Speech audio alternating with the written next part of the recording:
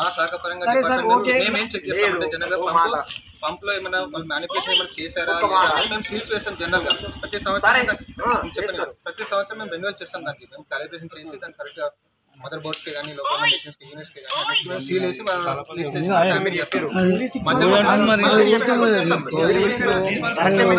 చేస్తాం కూడా.